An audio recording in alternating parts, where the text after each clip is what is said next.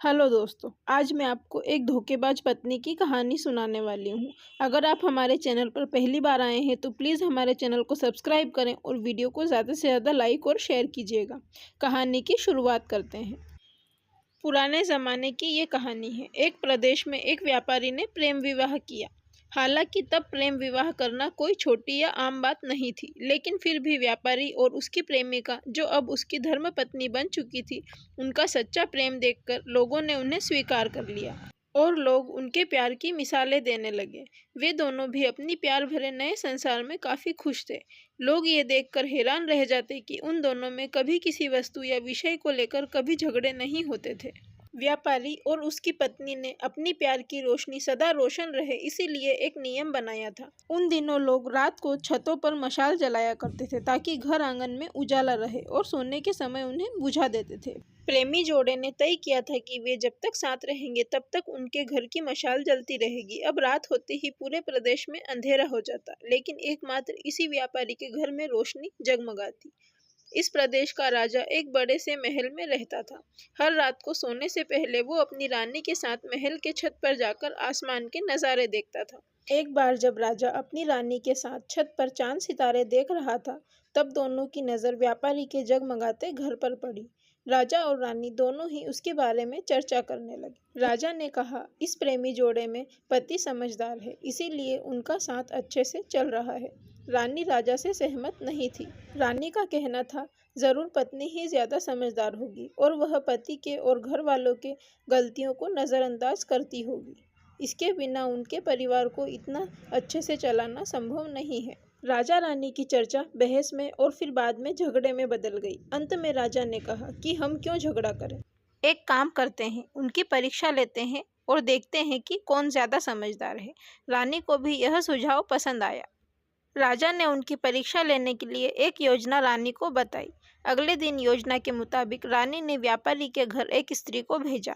वह स्त्री व्यापारी के पास गई और बोली, मैं तुम्हारे लिए रानी का एक संदेश लेकर आई हूँ। वो स्त्री संकोच करते हुए व्यापारी से बोली कि रानी को तुम बहुत पसंद आए हो। अगर तुम अपनी पत्नी को छोड़ दो या उसकी हत्या कर दो तो रानी तुमसे शादी करने के लिए तैयार है। महिला की बात सुनकर व्यापारी को गुस्सा आ गया, लेकिन उसने अपने गुस्से पर काबू रखते हुए उस महिला से कहा कि ऐसी 1000 रानियां भी आ जाएगी तब भी मैं अपनी पत्नी को धोखा नहीं देने वाला। तुम मेरी तरफ से रानी से माफ़ी मांग लेना और कहना ऐसा प्रस्ताव दोबारा ना भेजे। उस स्त्री ने व्यापारी से जो कहा था वह बात राजा और रानी को जाकर बता दी। व्यापारी का ऐसा जवाब सुनकर राजा खुश हो गया, क्योंकि राजा जैसा सोचता था व्यापारी उतना ही समझदार निकला। अब व्यापारी की पत्नी के परीक्षा की बारी थी। राजा ने एक आदमी को उसके पास भेजा। आदमी ने व्यापारी की पत्नी से कहा, राजा को तुम पसंद आ गई हो। राजा ने कहा है, अगर तुम अपने पति को मार देती हो तो वो तुम्हें उनकी रानी बना लेंगे। आदमी की बातें सुनकर पहले तो व्यापारी की पत्नी कुछ भी नहीं बोली।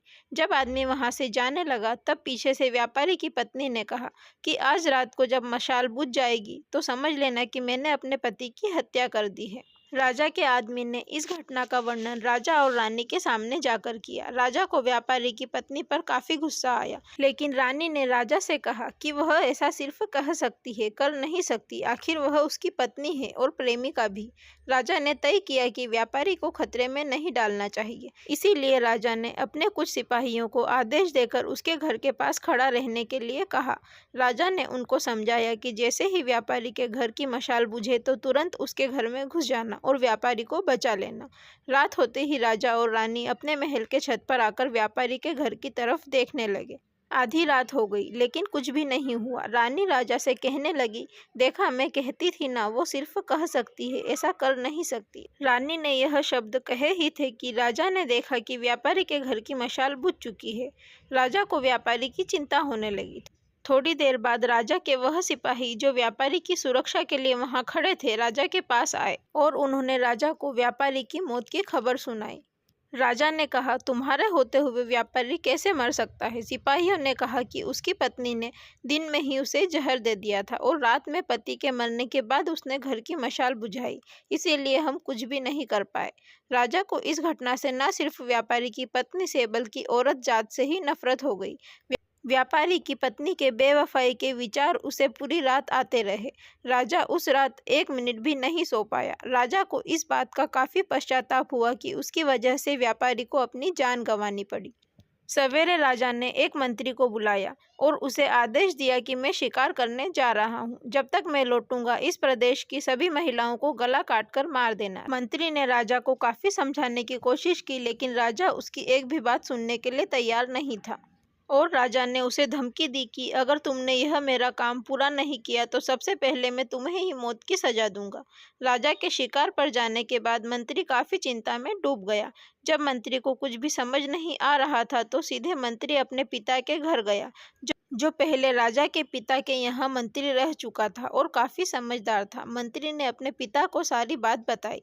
बेटे की बात सुनने के बाद उसके पिता ने उससे कहा कि सबसे पहले तुम कहीं जाकर छुप जाओ, क्योंकि राजा जब लौटेगा और देखेगा कि तुमने उसका हुक्म नहीं माना है तो वो तुम्हें सजा ज़रूर देगा।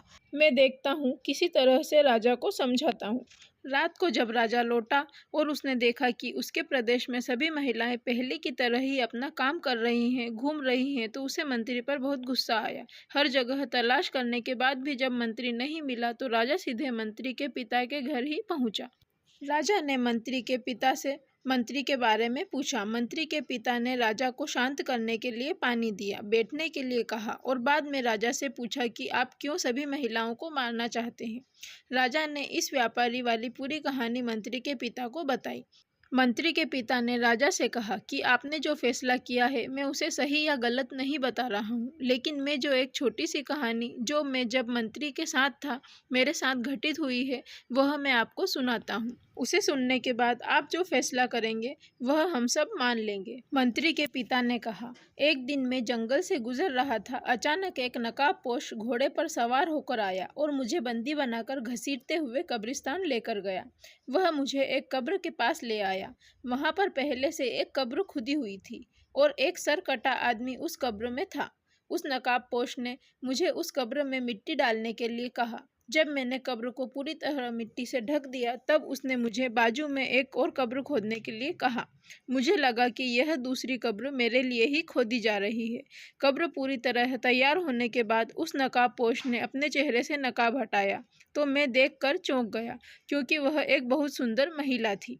उसने मुझे कहा कि तुम डरो मत, यह कब्र तुम्हारे लिए नहीं है बल्कि यह कब्र मेरे खुद के लिए है। अभी अभी जो तुमने इस सर कटे आदमी को दफन किया है वह एक राजकुमार है जिसने मुझे पाने के लिए मेरे पति की हत्या कर दी और मैंने बदला लेने के लिए उसे मार दिया। मैं अपने पति से बहुत ज़्यादा प्यार करती हूँ, इसीलिए मैं इस जन्म में जिंदा नहीं रहना चाहती और उनके कब्र के बाजू में मरकर दफन होना चाहती हूँ ताकि अगले जन्म में फिर से उनसे मिल सकूँ।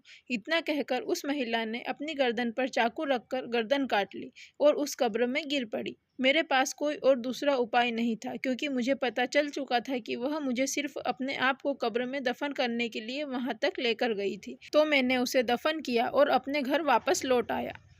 महाराज, आपने जिस घटना को देखा है उसमें एक महिला ने धोखेबाजी की है, लेकिन मैंने जो कहानी सुनाई है, मैंने जिस घटना को अनुभव किया है उसमें एक महिला ने अपने पति के प्यार में अपनी जान दे दी। अब आप ही बताइए महाराज, अगर एक महिला बेवफा निकली तो क्या सभी महिलाएं बेवफा होंगी?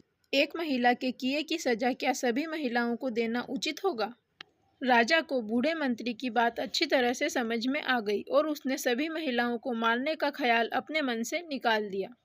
दोस्तों, यह कहानी हमें समझाती है कि दुनिया में भिन्न भिन्न तरह के लोग हैं, भिन्न भिन्न तरह की उनकी विचार हैं और उतने ही अलग तरह तरह के सबके व्यवहार हैं। हम एक आदमी का व्यवहार देखकर बाकी सबके लिए कोई फैसला नहीं कर सकते। आज के दौर में यह बात बहुत अच्छी तरह से सबको समझनी चाहिए कि क्योंकि आजकल ऐसा होता है कि जब कोई प्यार में धोखा खाता है तो वह सभी औरतों को या फिर सभी पुरुषों को नफरत की दृष्टि से देखने लगता है, सभी लोगों को एक ही तराजू में तोलता है। अगर आपको हमारी ये छोटी सी प्रेरणादायक कहानी पसंद आई हो तो प्लीज़ हमारे चैनल को सब्सक्राइब करें और वीडियो को ज़्यादा से ज़्यादा लाइक और शेयर कीजिएगा। Thank you for watching.